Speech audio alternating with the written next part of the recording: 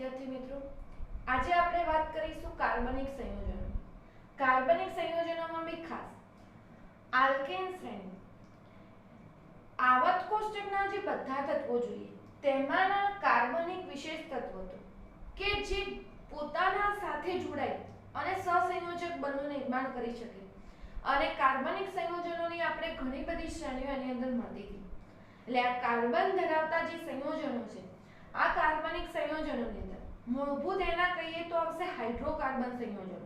Hydrocarbon સંયોજનો મતલબ કે કાર્બન અને હાઇડ્રોજનના બનેલા સંયોજનો. આ કાર્બન અને હાઇડ્રોજનના બનેલા સંયોજનોને કહેવાતું હાઇડ્રોકાર્બન સંયોજનો. અને આ હાઇડ્રોકાર્બન સંયોજનોની અંદર મેઇન એની અંદર શરૂઆત થશે કાર્બન અને હાઇડ્રોજનના સંયોજનની આલ્કેન શ્રેણીથી. તમે ધોરણ 9-10 માં થોડું આલ્કેન શ્રેણીના શરૂઆતના પાંચેક તત્વો વિશે ભણ્યા હશો, પણ આપણે અહીંયા આજે લેવાનું 10 તત્વો સુધીની માહિતી એની થોડી આપણને બેઝિક માહિતી 9-10 ની હશે. અને અત્યારે એના જે આલ્કેન શ્રેણીના જે હાઇડ્રોકાર્બન સંયોજનો કહીએ તેના નામથી આપણે એક તો થોડો પરિચય મેળવીએ. પહેલું આલ્કેન શ્રેણીનું સભ્ય હતું. પહેલું સભ્ય મતલબ કે કાર્બનની સંખ્યા 1 હશે એવું સભ્ય હશે તો CH4. અને આ સાદામાં સાદો હાઇડ્રોકાર્બન કહીએ, એક કાર્બન અને 4 હાઇડ્રોજન ધરાવતું સંયોજન, એ કહેવાશે મીથેન. એટલે CH4 મીથેન હશે. બીજું આવશે CH3CH3. CH3CH3 ને કહેતા ઇથેન. હવે આ તો લખે એના બંધારણીય સૂત્ર. જો બાજુમાં એનું અણુસૂત્ર લખવું હોય તો મીથેનનું અણુસૂત્ર તો લખાશે CH4, ઇથેનનું લખાશે C2H6. કારણ કાર્બન 2 અને હાઇડ્રોજન ટોટલ એની અંદર કેટલા આવેલા? 6 આવેલા. એટલે બીજા નંબરે 2 કાર્બન સંખ્યા ધરાવતું આલ્કેન શ્રેણીનું સભ્ય કેવું હોય તો આવશે C2H6 ઇથેન. પછી આવશે, હવે જો તમે જે નામ લખતા જતા છો, પહેલા અને છેલ્લા છેડે આવતા હશે CH3. વચ્ચે જેમ જેમ કાર્બન સંખ્યા વધારવી હશે, જેમ જેમ કાર્બન સંખ્યા વધારવી હશે એમ આપણે અહીંયા CH2 એડ કરતા જઈશું. તો હવે જો 3 કાર્બન સંખ્યા વાળું સંયોજન કેવું હોય તો પ્રોપેન. પણ આ પ્રોપેનનું જો અણુસૂત્ર લખવું હોય તો લખાશે C3, 3 ને 2 5 ને 3 8, C3H8. હવે જો તમે આગળ જશો, કાર્બન સંખ્યા 4 ધરાવતું આલ્કેન શ્રેણીનું સંયોજન કેવું હોય તો આલ્કેન શ્રેણીનું 4 કાર્બન વાળું આવશે બ્યુટેન. અણુસૂત્ર જો બંધારણ સૂત્રમાં પહેલા CH3 છેલ્લે CH3, 4 કાર્બન કરવા તો વચ્ચે 2 CH2 એડ કરે અને અણુસૂત્ર એ પરથી થશે C4H. તમે હાઇડ્રોજન ગણો 3 ને 2 5 ને 2 7 ને 3 10. 5 કાર્બન સંખ્યા ધરાવતું, હવે 5 કાર્બન સંખ્યા ધરાવતું આલ્કેનનું સંયોજન બનાવવું હોય તો પહેલા અને છેલ્લા છેડે CH3, વચ્ચે કેટલા CH2 એડ કરીએ તો આપણે 5 કાર્બન વાળું સંયોજન તો ટોટલ 3 CH2 લખી દેવાના. તો આ રીતે CH3 CH2 CH2 CH2 CH3 આ સભ્ય થશે પેન્ટેન. અને એનું અણુસૂત્ર લખવું તો લખાશે C5H12. હવે પછી જો જેમ જેમ આગળ વધી કાર્બન સંખ્યા 6 વાળું, કાર્બન સંખ્યા 6 ધરાવતું તમારે આલ્કેનનું સભ્ય બનાવવું તો પહેલા CH3 છેલ્લે CH3 અને 6 કરવા તો CH2 કેટલા હોવો જોઈએ? 4 હોવો જોઈએ. આટલું લાંબુ આખું સૂત્ર ના લખવું પડે. પછી બ્રેકેટમાં આપણે CH2 કરી અને 4 ટાઈમ્સ કરી દઈએ, મતલબ કે CH2 4 ટાઈમ્સ એટલે 4 કાર્બન 5 અને 6 એટલે આવશે હેક્સેન. આનું અણુસૂત્ર લખવું હોય તો થશે C6H14. પછી એવી રીતે આગળ 7 કાર્બન સંખ્યા ધરાવતું આલ્કેનનું સભ્ય હેપ્ટેન આવશે. CH3CH3 આ બાજુ અને 7 કરવા તો વચ્ચે CH2 કેટલા જોઈએ? 5 ટાઈમ જોઈએ. તો આ રીતે એનું અણુસૂત્ર લખવું હોય તો C7H16. ઓક્ટેન 8 કાર્બન સંખ્યા ધરાવતું આલ્કેનનું સભ્ય ઓક્ટેન આવશે. આ બાજુ CH3 આ બાજુ CH3 વચ્ચે લખવામાં આવશે CH2. 6 ટાઈમ હોય તો 6 ને બે બાજુના કાર્બન તો 6 ને 2 8 થશે. તો એનું અણુસૂત્ર લખશું તો C8H18. એવી રીતે 9 કાર્બન સંખ્યા ધરાવતું આલ્કેનનું સભ્ય, 9 કાર્બન સંખ્યા ધરાવતું આલ્કેનનું સભ્ય લખવું હશે તો આજુબાજુ CH3 વચ્ચે 7 કાર્બન, 7 ને 2 9 થશે તો C9H20. અને છેલ્લે 10 કાર્બન સંખ્યા ધરાવતું આલ્કેનનું સભ્ય જોઈતું હોય તો 8 કાર્બન CH2 માં એટલે CH2 8 ટાઈમ્સ આગળ પાછળ આપણે લખશું CH3. તો આ રીતે C10H22. તમે જોઈ શકો છો જો એના અણુસૂત્ર લખ્યા એની અંદરથી કે કાર્બનની સંખ્યા 1 હતી 2 3 4 5 6 7 8 9 10 એ રીતે વધે. સામે તમે હાઇડ્રોજન લેશો તો હાઇડ્રોજન હશે ડબલ વધતા હતા, મતલબ કે 4 માં 2 ઉમેરીએ તો 6, 6 માં 2 ઉમેરીએ તો 8, 2 10 12 14 16 એવી રીતે. કારણ કે આલ્કેન શ્રેણીનું સામાન્ય સૂત્ર આપણે લખતા હતા CnH2n+2. આ આલ્કેન શ્રેણીનું સામાન્ય સૂત્ર હતું અને જ્યાં n તરીકે લેતા હતા કાર્બનની સંખ્યા. હવે n તરીકે કાર્બનની સંખ્યા હોય તો દાખલા તરીકે મિથેન CH4 છે તેમાં કાર્બનની સંખ્યા 1 તો 1. હવે અહીંયા હાઇડ્રોજનની સંખ્યા જોઈતી હોય તો એની કિંમત કેટલી મૂકશો? 1 મૂકશો તો 2 * 1 એટલે 2 અને 2 + 2 એટલે 4. એટલે કોઈ બી તમે આલ્કેન શ્રેણીનું સભ્ય લેશો તો આ આલ્કેન શ્રેણીના સભ્ય માટે CnH2n+2 આ સામાન્ય સૂત્રનું પાલન થતું હશે. મતલબ કે જે કાર્બનની સંખ્યા હશે એના કરતા હાઇડ્રોજનની સંખ્યા જોઈતી હોય તો 2n+2 એ કાર્બનની સંખ્યામાં ઉમેરતા. પણ આપણને અત્યારે હવે 11 12 સાયન્સના લેવલે જો ભણવું હોય તો એના માટે આલ્કેન શ્રેણીના 1 થી 10 સભ્યોના નામ કાર્બનની સંખ્યા સાથે તૈયાર હોવા જોઈએ. કાર્બન સંખ્યા 1 તો મિથેન, 2 તો ઇથેન, 3 પ્રોપેન, કાર્બન સંખ્યા 4 વાળું સંયોજન બ્યુટેન, 5 વાળું પેન્ટેન, 6 સંખ્યા હશે તો હેક્સેન, 7 વાળું કહેવાશે હેપ્ટેન, 8 કાર્બન સંખ્યા ઓક્ટેન, 9 કાર્બન સંખ્યા નોનેન અને 10 કહેવાશે ડેકેન. તમને કાર્બન સંખ્યા પ્રમાણે નામ ખબર હોય તો પછી તો પહેલા છેલ્લા છેડે CH3 લખવાનું, જેવી સંખ્યા એ પ્રમાણે વચ્ચે શું એડ કરવાના રહેશે? CH2. તો આ રીતે આપણને આલ્કેનના 1 થી 10 સભ્યોના નામ, બંધારણીય સૂત્ર પણ લખતા આવડવા જોઈએ અને અણુસૂત્ર પણ લખતા આવડવા જોઈએ. જો થોડું ટેકનિકથી તમે યાદ રાખો તો બિલકુલ સરળ વસ્તુ છે, પણ ફક્ત 1 થી 10 ના ક્રમશઃ નામ એ આપણને ખબર હોવી જોઈએ. કે કાર્બનની સંખ્યા 1 હતી તો મિથેન કહેતા હતા, 2 હતી તો ઇથેન કહેતા હતા. તો એ તૈયાર હશે તો એના પરથી બંધારણ સૂત્ર બી સરળતાથી લખાશે અને બીજા નંબરે કહીએ તો આપણે અણુસૂત્ર પણ સરળતાથી લખી શકતા હશું. એટલે આ ખાસ ધ્યાનમાં લેવાની વસ્તુ.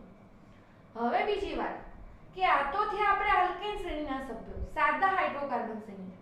તો એમાંથી કેમ આપણે વધુ પ્રમાણમાં કાર્બનિક સંયોજનો બનાવી શકતા હતા? એવી શું ખાસિયત હતી કે આની અંદરથી કાર્બનિક સંયોજનો વધુ પ્રમાણમાં બનાવી શકાય અને તેનું મહત્વ હતું? તો આપણે થોડા પહેલા તો જનરલી ભેગા મિક્સ ઉદાહરણ જોઈએ અને એની મદદથી પછી આપણે જોઈશું કે આગળ કઈ કઈ આપણને આલ્કેન શ્રેણી પછી બીજી શ્રેણીઓ મળતી હતી. કારણ કે તમે પણ 10મા ધોરણની અંદર આલ્કોહોલ શ્રેણી, આલ્ડીહાઇડ, કીટોન આવા અમુક ક્રિયાશીલ સમૂહથી પરિચિત છો. પણ હવે એનું નામકરણ કઈ રીતે કરવું, કયા સમૂહનો સભ્ય છે એની સમજૂતી માટે થોડું જરૂરી છે અહીંયા. હવે જો સાદામાં સાદા હાઇડ્રોકાર્બન સંયોજનોમાં આપણે વાત કરી આલ્કેનની. હવે એમાંથી કેમ અનેક ગણા આપણે સંયોજનો બનાવી શક્યા? હવે એનું કારણ કે આપણે સાદામાં સાદો દાખલા તરીકે હાઇડ્રોકાર્બન લઈએ મિથેન. મિથેનનું બંધારણ સૂત્ર CH4 આ ટાઈપનું હતું. સમચતુષ્ફલકીય બંધારણ ધરાવતું મિથેનની અંદર અને એ પ્રમાણે CH4 નું બંધારણ સૂત્ર દોરવું હોય તો આ રીતે દોરી શકાય. ટૂંકમાં કહેવા માંગીએ કે એક કાર્બન જોડે 4 હાઇડ્રોજન આ રીતે સમચતુષ્ફલકમાં ગોઠવાયેલા છે.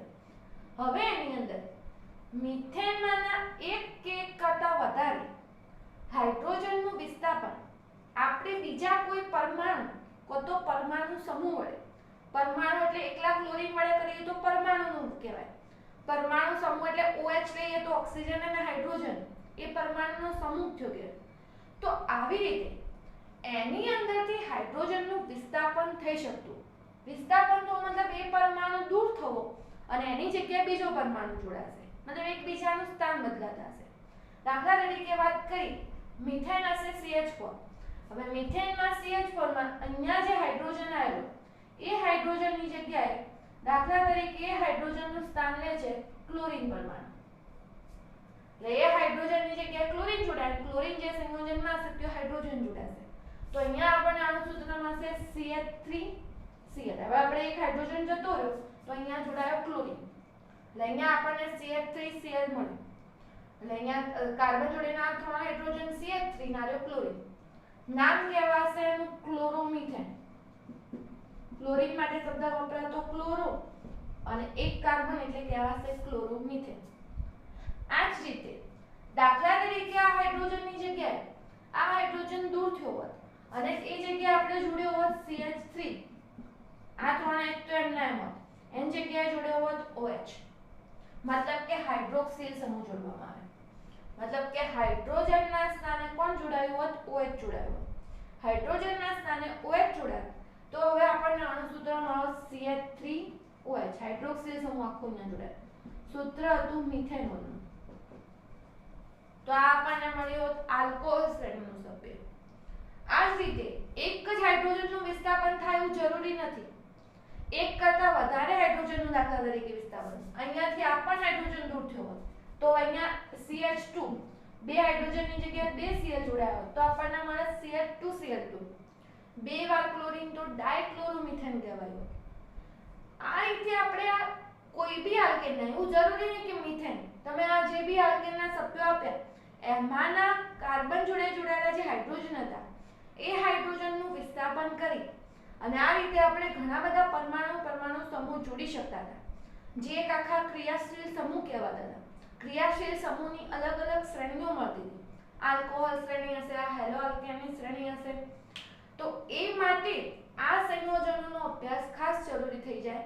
આમાંથી વિસ્થાપન કરીને આપણે આ બધા સંયોજનો બનાવી શકીએ. તો આજના આપણે આ જે લેક્ચર છે એની અંદર આલ્કેન શ્રેણીના આર્ય નામ જોઈશું. બીજા આ શ્રેણીમાં આવી રીતે આપણે કઈ રીતે બીજા સંયોજનોનું નામ કરી શકતા એ જોઈશું આની મદદથી. અને એવા જ સંયોગક્રિયાશીલ સમૂહ લેવાના છે જે તમે ધોરણ 10 માં થોડો ઘણો એનો અભ્યાસ કર્યો છે, કઈ રીતે નામ આપવાનું હતું તે. ત્યારે તમને લગભગ 1 થી 5 સુધીના નામની જ ખબર પડતી હશે. આપણે એવી જ રીતે નામ અહીંયા જોઈશું 10 સુધીના. તો પહેલા 1 થી 10 આલ્કેનના નામ નોંધી લેવા વિનંતી.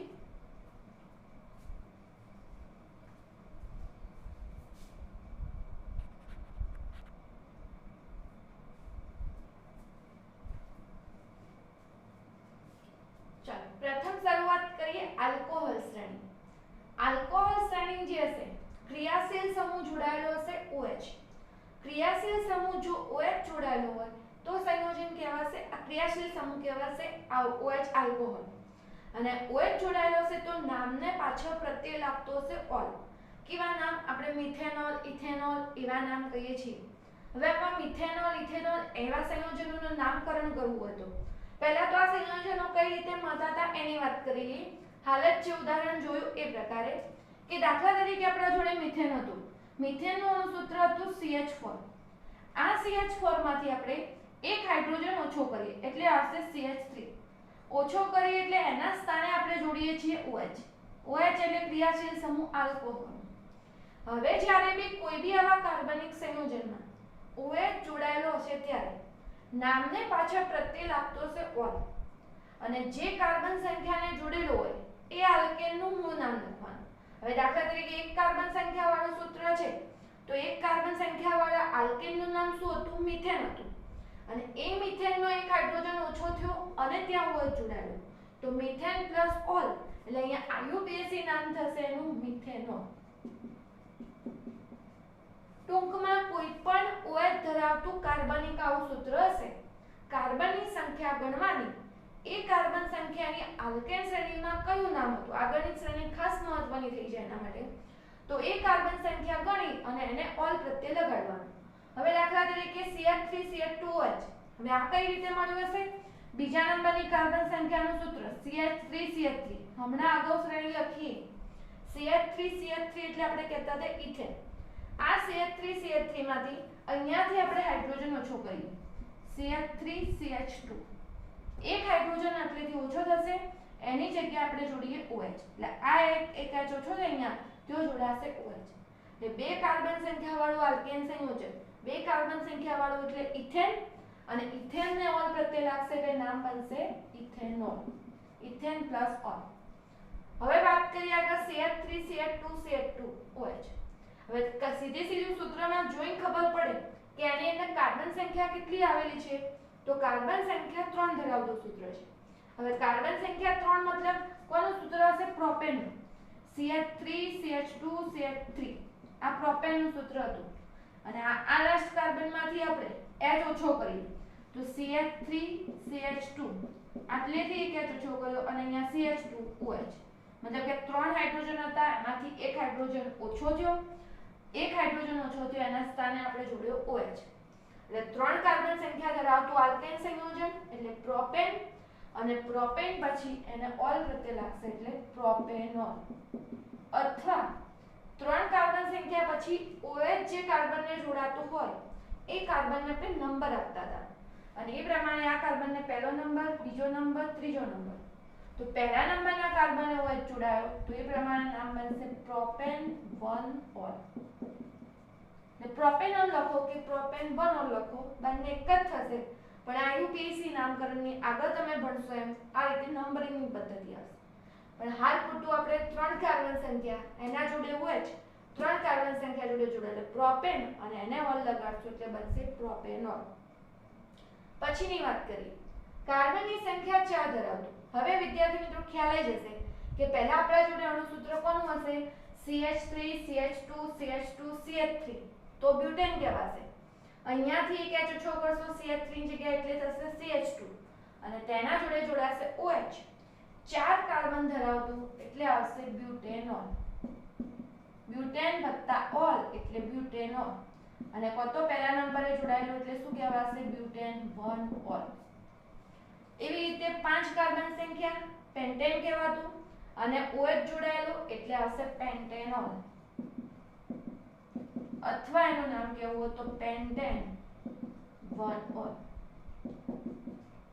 હાઇડ્રોકાર્બનમાંના કોઈ બી હાઇડ્રોજનની જગ્યાએ તમે અહીંયા OH જોડી શકો એવું જરૂરી નથી કે અહીંયા જ જોડાશે આ બાજુના અહીંયાથી H ઓછો કરીને બી જોડાશે વચ્ચેથી બી કોઈ જગ્યાએ જોડાશે પણ એ પ્રમાણે તમને નામ એના અલગ અલગ મળશે અને એ માટેના નિયમો હવે તમે આગળ 11માં અભ્યાસ કરશો એનો પણ આ બેસિક તમે 10મા સુધી આ પ્રકારના નામથી થોડા પરિચિત હતા કે OH ક્રિયાશીલ સમય જોડાય ત્યારે તમે આ પ્રકારે એનું નામ આપતા એક કાર્બન તો મિથેન એને OH જોડાતો મિથેનોલ 2 વાળાને ઇથેનોલ 3 વાળાને પ્રોપેનોલ આ જ રીતે એના સામાન્ય નામ પણ તમારે આવતા કારણ કે CH3 આલ્કેનમાંથી એક હાઇડ્રોજન ઓછો ત્યારે આપણે એને મિથાઇલ સમૂહ કહીએ પછી CH2H5 ગ્રુપ કેવું હોય CH3CH2 તો ઇથાઇલ કહેતા હતા તો OH માટે સામાન્ય નામકરણ જે પદ્ધતિ હતી એના માટે કાર્બન સંખ્યા 1 માટે લખાતું મિથાઇલ અને OH માટે લખાશે આલ્કોહોલ હવે એ જ રીતે કાર્બન સંખ્યા જેમ જેમ હશે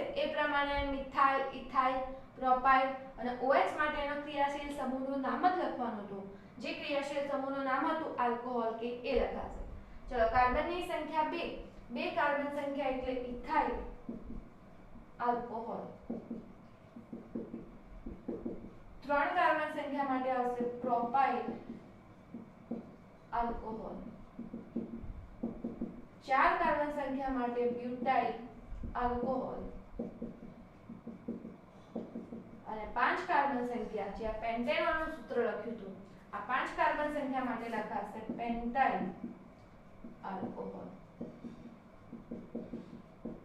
તો આ ધોરણ 10 માં તમે અભ્યાસ કરી ચૂકેલા આલ્કોહોલ શ્રેણીના નામ આ UPSC નામ પ્રમાણે લખો છો તો ઓલ પ્રત્યય લગાડવાનો સામાન્ય નામકરણની પદ્ધતિ પ્રમાણે લખશો તો OH ની જગ્યાએ આલ્કોહોલ લખતા મિથાઇલ ઇથાઇલ એ રીતે લખતા બે રીતે આપણે નામ આપી શકતા હતા તો ખાસ આપણ નોંધી લેવું આલ્કોહોલ શ્રેણીના નામમાં